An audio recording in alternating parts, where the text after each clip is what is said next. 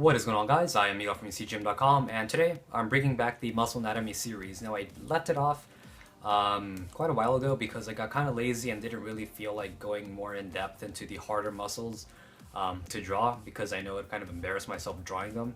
But I just figured I might as well get it over with, finish them, and bring you guys information that you guys really liked from the other episodes of the muscle anatomy series. So today's episode is going to be on the hamstrings. Now, the hamstrings were kind of difficult to illustrate, in my opinion, because they had a whole bunch of different muscle groups on the posterior portion of the upper thigh, and it was kind of complex trying to figure out which strands were which muscle group. So if you don't know, the hamstring is composed of 3 muscles, but it's actually 4. If you remember the bicep anatomy video, I explained that biceps means 2, bi, 2. Seps means head, so there's 2 heads, and same thing goes for the hamstrings. Now, the arm has the biceps brachii for the arm, and then the hamstrings, they have the biceps femoris, which is 2 heads of a muscle group, and femoris indicates that it's on the femur. So, to explain the drawing, I have many muscle groups here, and the black dots separate each muscle group. So over here, this is the right leg, and this is the left leg if I'm turned around and facing behind me. So this is the semitendinosus muscle, which is more lateral to the side of the body. More medial towards the inside of the body, we have the semimembranosus, which is this fiber here, or a muscle strand or group bundle, whatever you want to call it, over here. And then the biceps femoris is intermedial to the other 2, and there's actually, since I said there's 2 heads, you can't really see the other one. So this is the long head, and then underneath is going to be the short head. So over here, on this side of the drawing, I sort of just drew the bone and then just the biceps femoris, so you can see that there's actually 2 heads. The first one, the long head, originates on the ischial tuberosity, which is just the little place with the hole in your pelvis. The long head originates here and inserts all the way into the tibia. Same thing with the short head.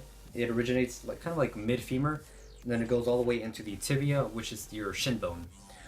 So to get started with the origins and insertions, the origin of the semitendinosus is the ischial tuberosity, which is the same as the biceps femoris, inserts into the tibia. Semimembranosus, exactly the same thing, originates on the ischial tuberosity and inserts into the tibia.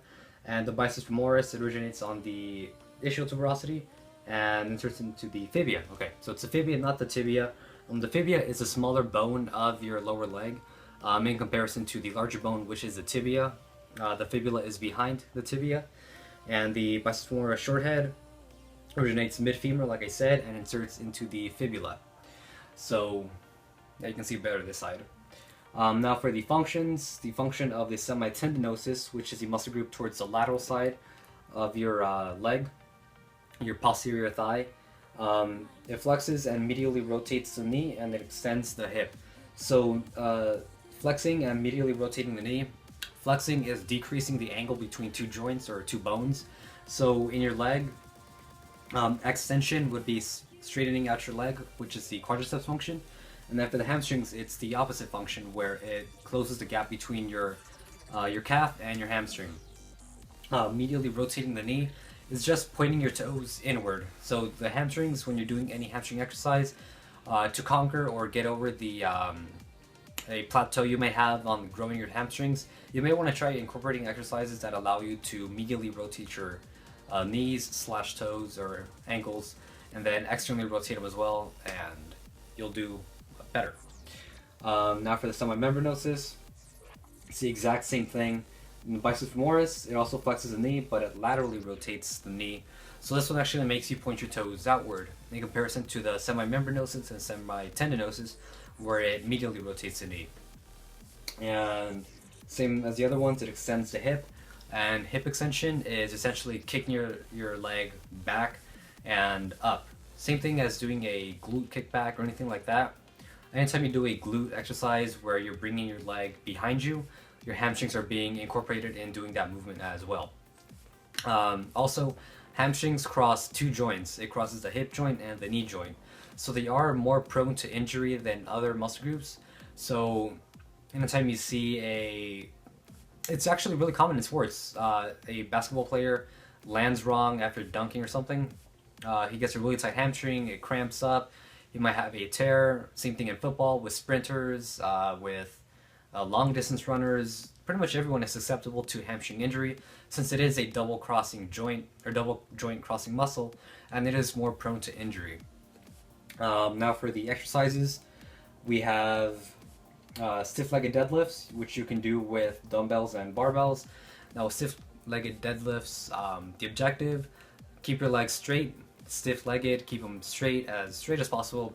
You can have a slight bend in the knee, but you don't really want to bend it too much because you're feeding your hamstrings slack that way. When you straighten out your leg, you're putting tension on the hamstrings and making it elongate more, which will increase the intensity of the contraction when you reach the top of the movement. Next, we have hamstring curls, which you can do seated, lying, or standing, depending on the machinery you have available. With this, like I said, this is actually the easiest way to do medial and lateral rotation of the knee. When you're lying down or you're doing these standing up or seated, you're pretty much set up to do whatever you want with your ankles or your knees or whatever you want to do, because you're putting your leg on that pad to bring the weight down or bring it up, whichever variation you're doing.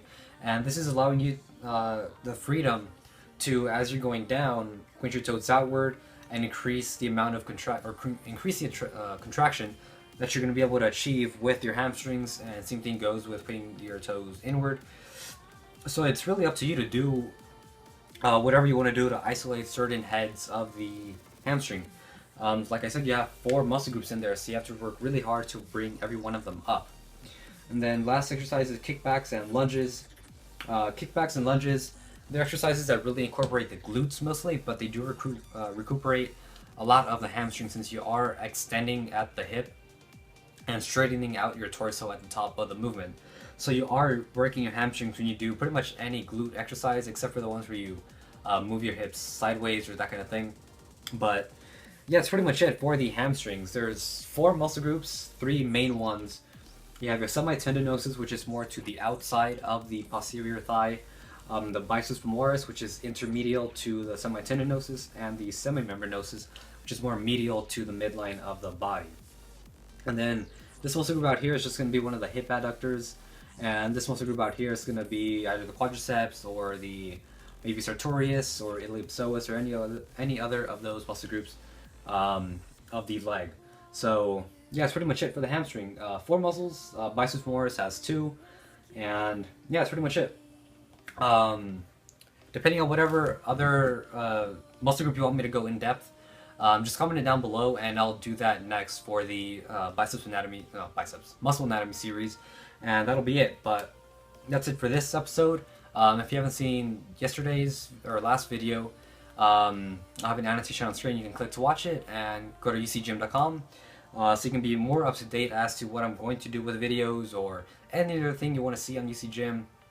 And make sure you subscribe to our YouTube channel and share it with everybody you know so we can grow and be more popular and spread our knowledge around the world. So, yeah. Knowledge.